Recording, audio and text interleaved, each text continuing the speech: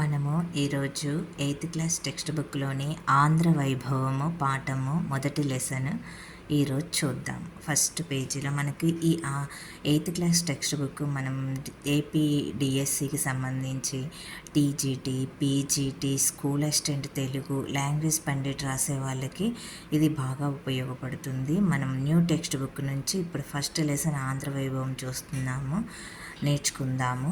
First పేజీలో మనకు ఆంధ్ర వైభవం గురించి తెలుగుదనం వంటి తీయదనము లేదు, తెలుగు కవుల వంటి ఘనులు లేరు, తెలుగు తల్లి సాధుజన కల్పవల్లిరా, లలిత సుగుణ జాల తెలుగు బాల. కరుణశ్రీ రాశాడు. ఈ తెలుగు గురించి ఎంత గొప్పగా రాశాడో చూడండి. మనకు డిఎస్సిలో ఎలాంటి బిట్స్ అడుగుతాడో కూడా మనము నేర్చుకుందాము.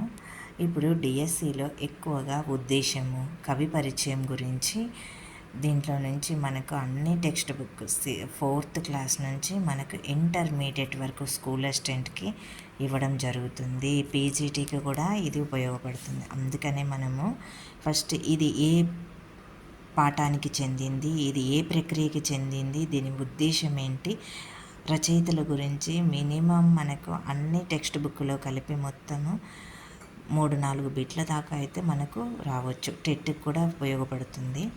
మనం ఇప్పుడు ఈ పాఠం యొక్క ఉద్దేశం ఏంటంటే, ఈ పాఠం యొక్క ఉద్దేశం ఏంటంటే ఆంధ్ర సంస్కృతిని, సంప్రదాయాలను, ఆంధ్ర ప్రాంతాన్ని ఏలిన పాలకుల కీర్తిని, ఆంధ్ర కవుల ఘనతను అర్థం చేసుకొని అభినందించేలా చేయడం ఈ పాఠం యొక్క ఉద్దేశం. మన ఆంధ్రప్రదేశ్ని పాలించిన రాజుల కీర్తి మనకు తెలవాలి కదా. అందుకనే మన సంస్కృతి సాంప్రదాయాలు తెలుసుకోవడం ఉద్దేశంతో ఈ కొండేపూడి లక్ష్మీనారాయణ మనకి ఈ పాఠాన్ని రచించడం. ఈ పాఠాన్ని రచించిన కవి పరిచయం చూద్దాం. ఇప్పుడు ఈ పాఠాన్ని రచించింది కొండేపూడి లక్ష్మీనారాయణ. ఆధునిక కవుల్లో పేరొందినటువంటి శ్రీ కొండేపూడి లక్ష్మీనారాయణ పశ్చిమ గోదావరి జిల్లాలోని బోండాడ గ్రామంలో జన్మించారు. వీరు స్మృతులు, గేయాలు, పాడరా ఓ తెలుగువాడ అనే గేయ సంపుటాలను రచించారు.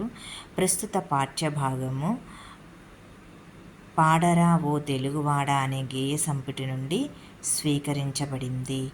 మనకు ఈయన కొండేపూడి లక్ష్మీనారాయణ రెండే రెండు గేయాలను రచించాడు. స్మృతులు, గేయాలు ఒకటి, పాడరా ఓ తెలుగువాడ అనే గేయ సంపుటాలను రచించాడు. ఈయన ఎక్కడ జన్మించాడంటే పశ్చిమ గోదావరి జిల్లాలోని బోండాడ గ్రామంలో జన్మించాడు. మనం ఇవి మంచిగా గుర్తుపెట్టుకోవాలి ఖచ్చితంగా. మనకు ఇది ఈయన రచించిన ఏ గేయం నుంచి వచ్చింది, ఏ గేయ సంపుటి నుంచి వచ్చిందంటే పాడరా ఓ తెలుగువాడ అనే గేయ సంపుటి నుంచి తీసుకోవడం జరిగిందని చెప్పాలి. కవి జన్మించింది 1918, మరణించింది 1986. మనం ఇప్పుడు ఒక్కొక్కటిగాను ఈ పద్యాలని చదువుదాం. పాడరావో తెలుగువాడ పాడరావో కలిమిరేడ, పాడరా మన తెలుగు తేజపు భవ్య చరితల దివ్య గీతము. ఓ తెలుగువాడ, ఓ స్నేహితుడా, ఆంధ్రప్రదేశ్ ఘనత గురించి పాట పాడరా అని అడుగుతున్నాడు కవి. ఇలా వర్ణించాడు. యుగ యుగముల నుండి బంగారు గంగనిచ్చెడు గౌతమీ నది, కోహినూరును కురుల సందున ముడిచి కులికిన కృష్ణవేణి, హొయలుగారతనాల సీమన ఓలలాడిన తుంగభద్ర, సొగసు గూర్చెను తెలుగు తల్లికి, సుఖము గూర్చును తెలుగు వారికి. మనము మన ఫస్ట్ లైన్లో ఏముందంటే, యుగ యుగముల నుండి బంగారు గంగనిచ్చెడు గౌతమీ నది అంటే యుగ యుగాలుగా మనకి మన అవసరాలకి, మన పాడి పంటలు పండడానికి మనకి గౌతమీ నది అంటే ఇక్కడ గోదావరి నది అని అర్థం. గౌతమి అంటే గోదావరి నది మన ఆంధ్రప్రదేశ్లో ప్రవహిస్తూ ఉంది. కోహినూరును కురుల సందున ముడిచి కులికిన కృష్ణవేణి అంటే ఇక్కడ కృష్ణానది అని అర్థం. కోహినూరు వజ్రం ఎక్కడ దొరికింది మనకి? కృష్ణానదిలో దొరికింది. హొయలుగా అరతనాల సీమ ఓలలాడిన తుంగభద్ర, హొయలుగా రతనాల సీమ అంటే మన తుంగభద్ర నది రతనాల సీమ రాయలసీమలో ప్రవహించి రాయలసీమను రతనాల సీమగా మార్చింది. సొగసు గూర్చును తెలుగు తల్లికి సుఖము గూర్చును తెలుగు వారికి. మనకి ఈ 3 నదులు మన ఆంధ్రప్రదేశ్లో ప్రవహించి మనకు పాడి పంటలని అవసరాలకి మనకు నీటిని సమకూరుస్తున్నాయి. కాబట్టి మనకి ఈ ఫస్ట్ మనం నదుల గురించి కొండేపూడి లక్ష్మీనారాయణ గారు మనకి నదుల గురించి ఫస్ట్ పద్యంలో మనకు వర్ణించారు. ఇప్పుడు రెండవ పద్యాన్ని చూద్దాం. పాడుచును తన తెలుగు జోదుల ప్రతిభ చాటిన వీరగాథలు, ఆడుచును మన తెలుగు జెండా పరువు నిలిపిన మేలి ఘటనలు, పాడి పంటలు పొంగి పొరులుచు దండిగా మన దేశముండగా, సాగిపోదము తెలుగు చరితను వెలుగు జాడల వేగమనిమిక. రెండవ పద్యంలో మనము పాడుచును మన తెలుగు యోధుల ప్రతిభ చాటిన వీరగాథలంటే తెలుగు యోధుల ప్రతిభను చెప్పే వీరగాథలను పాడుకుంటూ సాగిపోదామన్నాడు. ఆడుచును మన తెలుగు జెండా పరువు నిలిపిన మేలి ఘటనలు అంటే ఇక్కడ తెలుగు జెండా గౌరవం నిలిపిన గొప్ప సంఘటనలను ప్రదర్శించుకుంటూ సాగుదామంటున్నాడు. మన పాడి పంటలు పొంగి పొర్లుచు దండిగా మన దేశం ఉండగా, మన దేశం నిండా పాడి పంటలు పొంగి పొర్లుతూ ఉండగా, సాగిపోదాము తెలుగు చరిత్రను వెలుగు జాడల వేగ మనమిక అంటే తెలుగు చరిత్రని గానం చేస్తూ ముందుకు సాగిపోదాము. వీరగాథలు మనం రెండో పద్యంలో గుర్తుపెట్టుకోవాల్సింది ఎక్కువ. జోధులు అంటే యోధులు అని అర్థం. ఇక్కడ వాళ్ళు యుద్ధం చేసి మన ఆంధ్రప్రదేశ్ని ఎలా కాపాడారు బ్రిటిష్ వారి నుంచి అనేది వాళ్ళని వీరగాథలుగా మనము రచించుకొని మనము ఇప్పుడు చదువుకుంటున్నాము. జానపద సాహిత్యంలో ఇక్కడ వీరగాథల గురించి మనకు బాగా వస్తుంది. తెలుగు జెండాను మనకు రచించింది పింగళి వెంకయ్య గారు. ఇట్లాగనే మనం థర్డ్ పద్యాన్ని కూడా ఇప్పుడు చూద్దాం.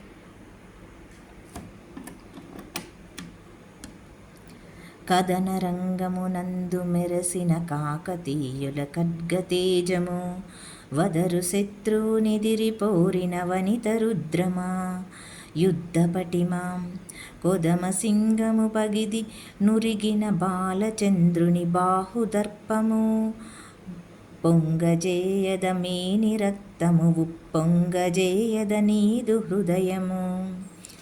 కథనరంగమునందు మెరిసిన కాకతీయుల ఖడ్గతేజము. కథనరంగమునందు మెరిసిన కాకతీయ ఖడ్గతేజము అని అంటే కాకతీయుల కత్తుల కాంతులు యుద్ధంలో మెరిసిన తీరు నీ రక్తానికి పొంగేలా చెయ్యదా. వదరు శత్రువుని ఎదిరిపోరిన వనిత రుద్రమ.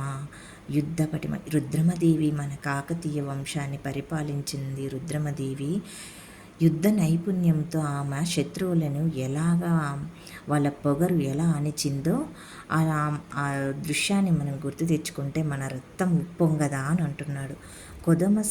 కొదమసింహములా విజృంభించిన బాలచంద్రుని భుజబలం నీ రక్తాన్ని ఉప్పొంగేలా చెయ్యదా అంటున్నాడు. 3వ లైన్. ఈ సంఘటనలు మీ హృదయాన్ని ఉప్పొంగేలా చెయ్యలేదా అని అడుగుతున్నాడు. నెక్స్ట్ 4వ పద్యంలో తెలుగు పలుకులు తేనెలొలికెను తిక్కనార్యుని కవితలోన, రాలు కరిగే త్యాగరాయని రాగసుధలో మునిగె తెనుగు, సొంపుగూర్చెను తెనుగు తల్లికి హంపి నగరపు శిల్ప సంపద, భరతనాట్యపు భంగిమల్లో పల్లవించెను తెలుగు పరువము. మనకు 4వ పద్యంలో తెలుగును రచించినటువంటి మనకు మహాభారతాన్ని రచించినటువంటి తిక్కన్న గురించి, త్యాగయ్య కీర్తనల గురించి, హంపీలో శిల్పాల గురించి వర్ణించడం జరిగింది. అయితే ఫస్ట్ లైన్ తెలుగు పలుకులు తేనెలొలికెను తిక్కనార్యుని కవితలోన అంటే తెలుగు తిక్కన్న కవిత్వంలో తెలుగుదనము తేనెలొలికింది అంటున్నాడు. తెలుగులో త్యాగయ్య కృతుల్లో రాళ్ళు కరిగించగల సంగీతం ఉందంట. త్యాగయ్య కృతుల్లో రాళ్ళు కలిగించే సంగీతం ఉందంట. హంపి శిల్పాలు ఎలా ఉన్నాయంటే హంపీలో ఉన్న శిల్ప సంపద తెలుగు తల్లికి సొగసును కూర్చిందంట. హంపీలో శిల్పాలు ఎలా ఉన్నాయంటే తెలుగు తల్లికి సొగసును కూర్చాయని బెట్టివ్వచ్చు మనకి. తెలుగు పరువన భరతనాట్యపు ముద్రలో ముడిపడి ఉంచింది అని అడుగుతున్నాడు. మనము నెక్స్ట్ పద్యాన్ని తెలుసుకుందాం. తెలుగు జాతికి నూతన సంస్కృతి తీర్చిదిద్దిన కందుకూరి, తెలుగు భాషను ప్రజల భాషగా చెయ్యపోరిన గిడుగు పిడుగు, దేశమంటే మనుజులేనని చాటి చెప్పిన అప్పారాయుడు, తెలుగు తల్లి నోము పంటగా తేజరెల్లిన దివ్య తారలు. తెలుగు తల్లి తెలుగు జాతికి వెలుగుబాటలు తీర్చిదిద్దింది ఎవరంటే కందుకూరి గురించి పాడుకుందాము. అలాగే తెలుగు భాష కొరకు ఊపిరుదింది గిడుగు వెంకటరామూర్తి గురించి గానం చేద్దాము. దేశమంటే మట్టి కాదు, దేశమంటే మనుషులేనని చాటి చెప్పిన గుడజాడ గురించి, తెలుగు తల్లి ముద్దు బిడ్డల గురించి కొనియాడదామని ఈ పద్యం యొక్క వివరణ. అయితే దీంట్లో తెలుగు జాతికి వెలుగుబాటలు తీర్చిదిద్దింది ఎవరని మనం క్వశ్చన్ అడిగినట్లయితే మనం కందుకూరి వీరేశలింగం అని చెప్పాలి. తెలుగు భాషకు ఊపిరుదింది ఎవరంటే గిడుగు వెంకటరామూర్తి అని చెప్పాలి. దేశమంటే మట్టి కాదు, దేశమంటే మనసులో అని గుడజార చెప్పారు. నెక్స్ట్ పద్యం. కలవు గనులు నదులు జలములు పసిడి పంటలు, వెళ్ళి వీరియు సిరియు సంపద వెళ్ళి విరిసెడి, స్వర్గతుల్యము చేసుకుందాము. 6 కోటుల తెలుగు బిడ్డల ముక్త కంఠములొక్క పెట్టున, జయము జయమని తెలుగు తల్లికి విజయ గీతికలాలపించగా. ఏమంటున్నాడంటే ఆంధ్ర రాష్ట్రం గనులతోనూ నదులతోనూ నీళ్లతోనూ పసిడి పంటలు సిరి సంపదలు సహజ వనరులతో అలరాలుతో దీనిని స్వర్గంతో సమానంగా మార్చుకుందాము. 6 కోట్ల ప్రజల ఆంధ్ర రాష్ట్రము గొప్పతనాన్ని కలిసికట్టుగా తెలుగు తల్లికి జయము జయమని విజయ గీతాన్ని పాడుకుందామని పద్యం యొక్క వివరణ. అయితే మనకు ఈ పద్యంలో గనులతోనూ నదులతోనూ నీళ్లతో మనకి సిరి సంపదలతో సహజ వనరులతో అలరాలుతుందని దీంట్లో మన వివరించడం జరిగింది. దీంట్లో నెక్స్ట్ ఇది ఏ ప్రక్రియకి చెందింది అంటే ఇది గేయ ప్రక్రియకి చెందింది అని అర్థం. మనకి దీంట్లో నుంచి ఒక బిట్ వస్తుంది.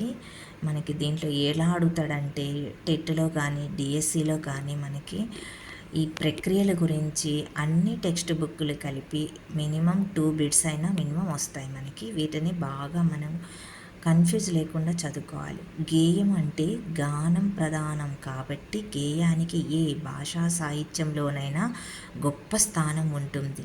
గేయం మాత్రా ఛందస్సుతో లయబద్ధంగా పాడడానికి వీలుగా ఉంటుంది. అందుకే శబ్ద సౌందర్యం ఉట్టిపడుతుంది. అంటే గేయం ఏ ప్రక్రియకి చెందిందంటే మనకి దీంట్లో గుర్తుపెట్టుకోవాల్సింది గేయము మాత్రా ఛందస్సుతో లయబద్ధంగా పాడడానికి వీలుగా ఉంటుంది అనేది గేయం మాత్రా ఛందస్సుతో లయబద్ధంగా పాడడానికి వీలుగా ఉంటుందని మనం గుర్తుపెట్టుకుంటే ఇది గేయాన్ని గురించి అడిగినప్పుడు మనము ఇది ఈజీగా ఆన్సర్ చేయగలుగుతాం.